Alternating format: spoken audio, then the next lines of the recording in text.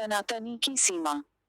www.jinsetta.com तनातनी की सीमा। भारत स्थित चीनी राजदूत लू झाओहुई ने सिक्किम सेक्टर में चल रहे गतिरोध को लेकर मंगलवार को जो बयान दिया है, वह आग में घी डालने वाला है। चीनी राजदूत ने कहा है, गेंद भारत के पाले में है और भारत को यह तय करना है कि किन विकल्पों को अपना कर गतिरोध खत्म किया जा सकता है। इस बयान को एक तरह से चेतावनी के रूप में देखा जा रहा है। इससे पहले चीनी मीडिया और वहां के थिंक टैंक ने कहा था कि अगर उचित तरीके से नहीं निपटा गया तो युद्ध छिड़ सकता है। झाओहुई ने कहा कि इलाके से भारतीय सैनिकों की वापसी चीन की पूर्व शर्त है, तभी शांतिपूर्ण समाधान हो सकता है। चीनी राजदूत के बयान को चीनी मीडिया की राय की अगली कड़ी माना जा रहा है। असल में, पिछले 20 दिन से सिक्किम सेक्टर के डोकलाम इलाके में चीनी और भारतीय सैनिकों के बीच गतिरोध बना हुआ है। समस्या तब शुरू हुई, जब चीनी सेना ने भूटान के कब्जे वाले क्षेत्र में सड़क बनानी शुरू कर दी। भूटान से सुरक्षा संबंधी समझौते के कारण भारत के सैनिकों ने स्वाभाविक ही बीच योजक चिन्ह बचाव किया। चीन ने भारत के सैनिकों पर धक्का मुक्की करने का भी आरोप लगाया है। उधर, लद्दाख सेक्टर से सटी सीमा पर हजारों सैनिक तैनात किए जा चुके हैं और लंबे अरसे बाद हवाई पट्टियां खोल दी गई हैं और 55 साल बाद टैंकों की तैनाती की जा रही है। दोनों देशों के बीच बढ़ती कटुता के पीछे यूं तो कई तरह के कारण हैं, लेकिन ताजा कारण शायद दुनिया में भारत की बढ़ती पैठ और अमेरिका से बढ़ती नजदीकी है।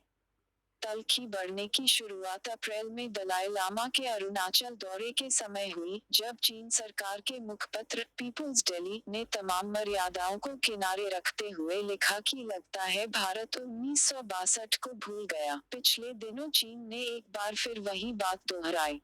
इसके जवाब में भारत के रक्षा मंत्री अरुण जेटली ने भी कड़ी टिप्पणी की कि चीन को सिर्फ 1962 याद रहता है, 1967 नहीं, जब चीनी सैनिकों को भारतीय सेना ने खदेड़ दिया था। जेटली ने यह भी कहा कि 1962 और आज के भारत में बहुत अंतर है।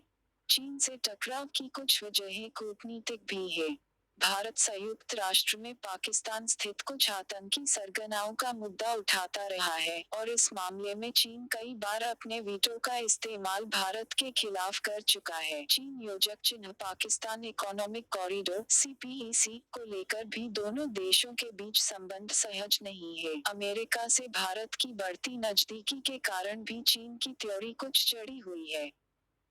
इसलिए अनेक कूटनीतिक पर्यवेक्षकों का मानना है कि सिक्किम सेक्टर में गतिरोध महज एक बहाना है। चीन अपने वर्चस्व के लिए भारत को एक चुनौती के रूप में देख रहा है, इसलिए एक रणनीति के तौर पर वह भड़काऊ बयानबाजी के जरिए भारत की प्रतिक्रिया की थाह लेने की कोशिश में है। जो हो, सीमा पर अतिक्रमण संबंधी कई विवाद पिछले बरसों में बातचीत से सुलझा लिए गए। उम्मीद की जानी चाहिए कि इस बार भी वैसा ही होगा।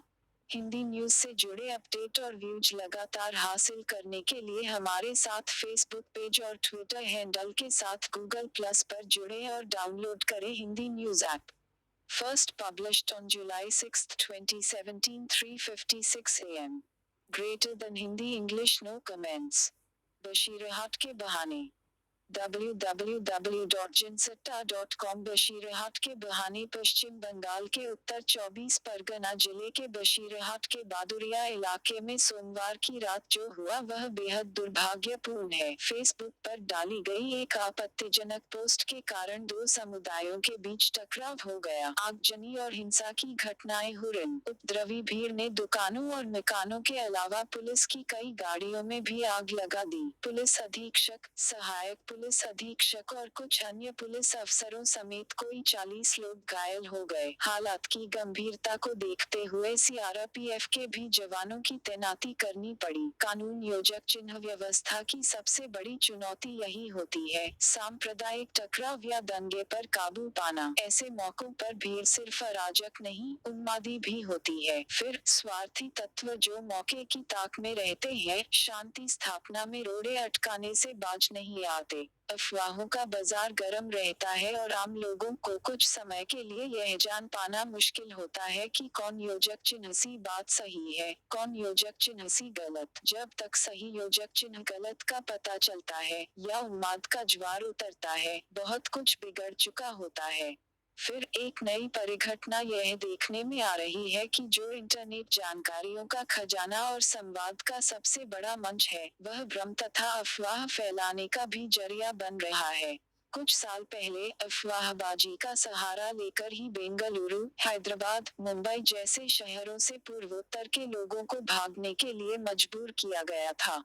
सोशल साइट के जरिए अफवाह तथा अशांति फैलाने के और भी उदाहरण दिए जा सकते हैं। बशीरहाट इस सिलसिले की एक ताज़ा कड़ी है कि फेसबुक का इस्तेमाल सौहार्द बिगाड़ने के लिए भी हो सकता है। राज्य सरकार ने हालात पर नियंत्रण पाने के क्रम में उत्तर 24 परगना में इंटरनेट सेवा पर कुछ समय के लिए पाबंदी लगा दी है। बहरहाल, यह भी दुर्भाग्यपूर्ण है कि बशीरहाट का वाकया मुख्यमंत्री और राज्यपाल के बीच तकरार का सबब बन गया। मुख्यमंत्री ममता बनर्जी ने राज्यपाल केशरीनाथ त्रिपाठी पर उन्हें धमकी देने तथा अपमानित करने का आरोप लगाया है। संदर्भ यह है कि बशीरहाट के घटनाक्रम के संदर्भ में राज्यपाल के बुलावे पर मुख्यमंत्री राजभवन गई थी। तब केशरीनाथ त्रिपाठी ने कुछ ऐसा कहा होगा जो ममता बनर्जी को नागवार गुजरा होगा।